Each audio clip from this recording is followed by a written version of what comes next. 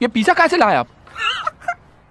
वो डोमिनो वाले का स्कीम है ना कि 30 मिनट में नहीं आया तो फ्री देता है, मैंने उसका कर डाला। मैंने 30 मिनट के बाद आया पिज्जा। नहीं रे बाबा, वो तो बेचारा 20 मिनट में ही आ गया, लेकिन मैं उसके सामने गया ही नहीं। वो मेरे को इधर उधर ढूंढता रहा और मैं उसके पीछे पीछे घूमता रहा। जैसे 30 मिनट हो गया कि मैं कूदा, ला रे बाबा फ्री ला।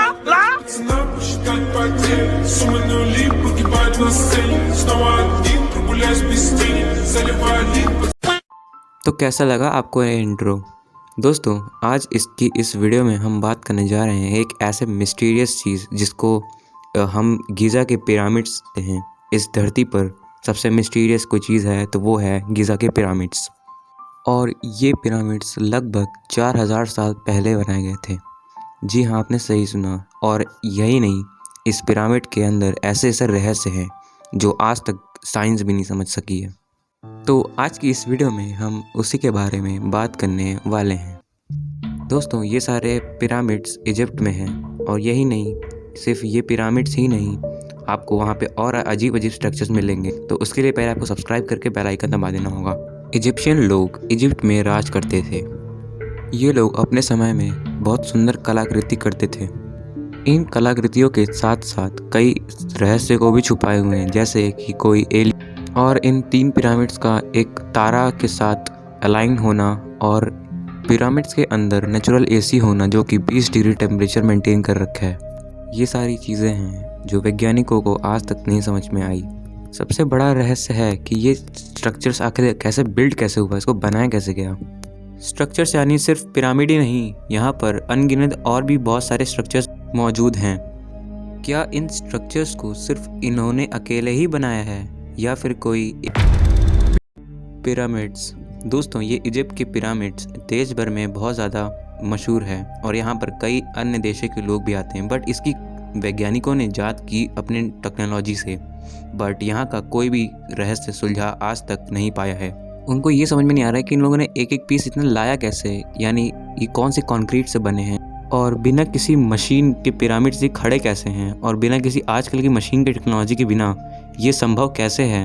और आपको मैं बता दूं, ये एक पिरामिड करीब 23 लाख लाइमस्टोन के ब्लॉक्स का इस्तेमाल किया और यही एक ब्लॉक ही उठाने में आदमी की हालत ख़राब हो जाती है।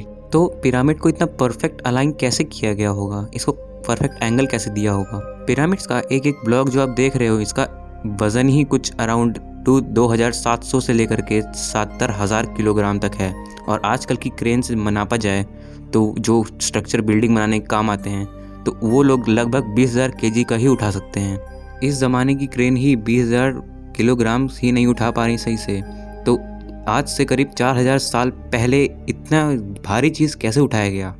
70,000 किलो के स्टोन्स कैसे किए होंगे बिना किसी एडवांस टेक्नोलॉजी के? इन सब का जवाब है जो आप सभी लोगों को यकीन नहीं होगा, और वो है एलियंस।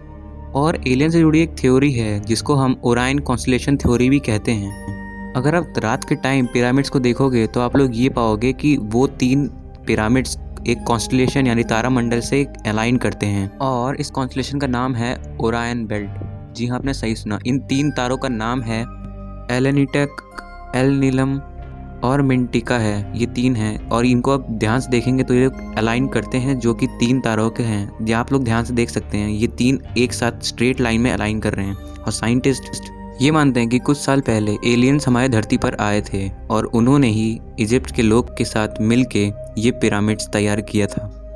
और ये भी माना जाता है कि यह एलियंस इन तीनों तारों से ही आए थे। दोस्तों, वीडियो आगे बढ़ने से पहले आपने मेरा नया लोगो और नया चैनल का बैनर देखा? अगर नहीं देखा तो आप चैनल पर जाकर देख सकते हैं। और इसको बनाया है एक मेरे दोस्त ने और उसका नाम है CY एडिट्स। मैं चैनल का लिंक डिस्क्रिप्शन में दे दूंगा। कमिंग बैक टू वीडियो, इस पिरामिड को एलियंस ने बनाया या इंसान ने, ये आज तक कोई भी नहीं जानता। बट एक बात श्योर है, ये 3 तारों के अलाइनमेंट और वो तारे और पिरामिड्स का कुछ ना कुछ कनेक्शन ज़रूर है। कुछ थ्योरिस्ट ये कहते हैं जो मैंने अभी आपको बताया ये एलियंस ने ही बनाए हैं, जो कि इन्हीं 3 तारों से आए थे और इन्होंने ये इंसानों के साथ मिल के उस वक्त बनाया था। तभी रात के समय इतना परफेक्ट अलाइनमेंट दिखाई देता है। टनल्स इन पिरामिड्स, ये हर एंगल से रहस्यों से भरी पड़ी है और उसमें मौजूद टनल्स ये सबसे बड़ा रहस्य है। और पिरामिड्स में जगह जगह टनल्स बने हुए हैं। हम लोग कॉमन सेंस यूज़ करके ये जान लेते थे कि ये वेंटिलेशन के लिए बनाया होगा, बट ऐसा कुछ भी नहीं है। ये वेंटिलेशन के लिए नहीं बनाया गया था। इसको गलत साबित कर दिया गया। जब एक रोबोट को उस टनल के अंदर भेजा गया तो उसको लास्ट में एक दीवार दिखी जिस पर ये 2 की जैसा कुछ लगा हुआ था, जहाँ पे आप ध्यान से देखिए यहाँ पर 2 कीज टाइप के कुछ लगे हुए हैं। तो आखिर ये वेंटिलेशन के लिए कैसे बन सकता है? अगर इसके अंदर की चेम्बर्स की बात करें तो इसमें टोटल अराउंड 3 चेम्बर्स हैं। एक है आपका ये बेस चेम्बर, किंग्स चेम्बर्स और क्वीन चेम्बर। ये 3 ऐसे चेम्बर्स हैं। अगर आप इस रास्ते से एंटर करोगे तो आप तीनों चेम्बर्स को एक साथ अलग अलग डायरेक्शन में देख पाओगे। और ये नहीं है, अगर आप यहाँ से भी जाओगे तो भी आपको अलग अलग रास्ते दिखेंगे इसमें से। और ये सारे डिस्कवर्ड चेम्बर्स हैं और आज तक इसको कोई एक्सप्लोर नहीं कर पाया है। आपने एक बार ध्यान सुनी, मैंने कहा डिस्कवर्ड चेम्बर्स, यानी इसके अंदर और भी ऐसे चेम्बर्स मौजूद हैं जिसको आज तक हम लोग ने एक्सप्लोर नहीं कर पाया है। कुछ लोग मानते हैं ये टनल इसलिए बनाए गए थे क्योंकि उस समय के लोग राजा रानी के मरने के बाद उनको कुछ इस टाइप्स के बॉक्स के अंदर डाल के क्वींस और क्वींसुंग चेम्बर्स में डाल दिए जाते थे और इनकी सोल्स इस आसमान के तारों के अंदर जाएगा। बट ऐसा कुछ भी नहीं था। इसको स्टार शिफ्ट थ्योरी भी कहते हैं। जब इस क्वींस चेम्बर के अंदर रिमोट कंट्रोल को भेजा गया तो वहाँ पर उन्हें कुछ ऐसा नज़ारा भी दिखाई दिया था जिसको मैंने अभी थोड़ी देर पहले आपको दिखाया था। वो लोग इस चेम्बर को यहाँ तक इसलिए ऐसे कर दिए ताकि हम इंसान को ये ना पता चले कि इसके आगे क्या है।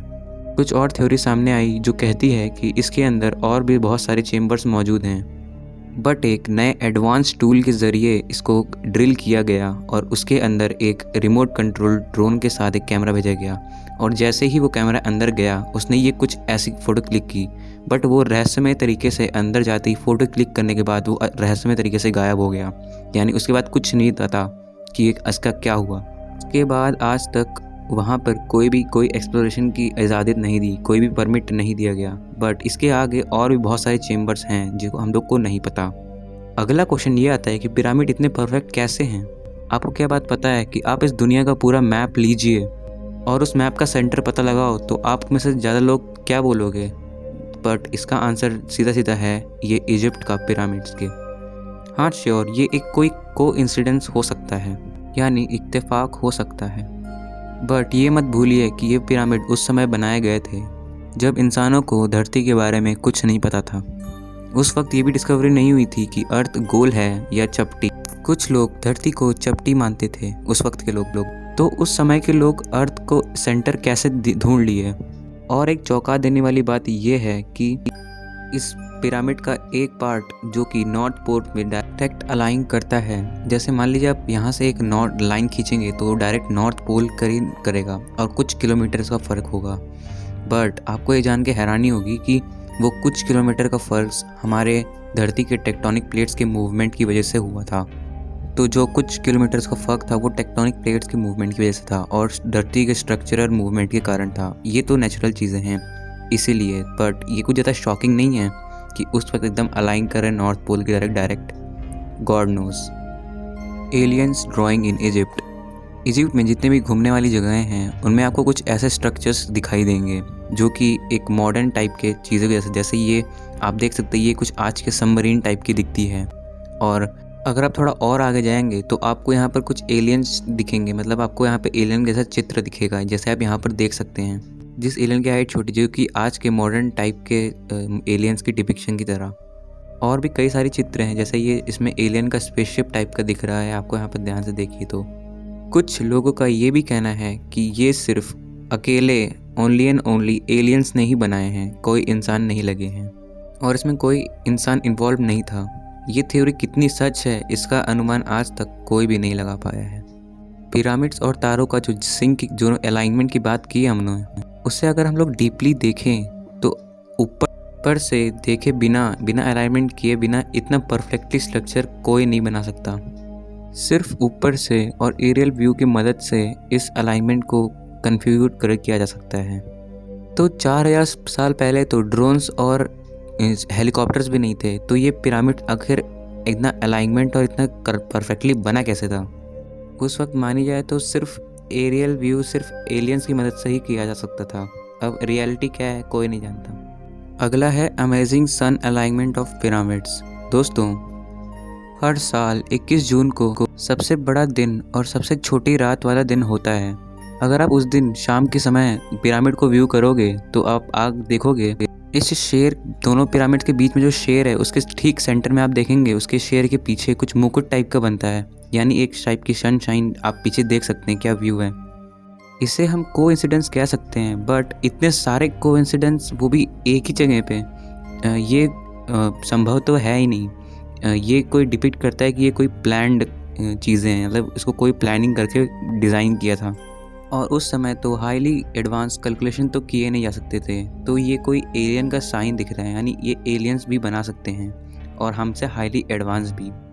दोस्तों, हम लोग पिरामिड्स के कुछ फैक्ट्स की बात कर लेते हैं। तो फैक्ट नंबर 1 है, इन पिरामिड के सामने एक टेम्पल है जिसको हम डेंड्रालाइट कॉम्प्लेक्स भी कहते हैं। अगर आप इसका एक मैप लें और उस मैप को आप देखें, यहाँ पर आपको एक एंट्रेंस दिख रही होगी, डोर एंट्रेंस, और बस इतना ही डिस्कवर हुआ था। और कुछ साल पहले तक यहाँ पर 1850 तक यहाँ पर कुछ भी नहीं था, यहाँ पर सिर्फ रेत थी।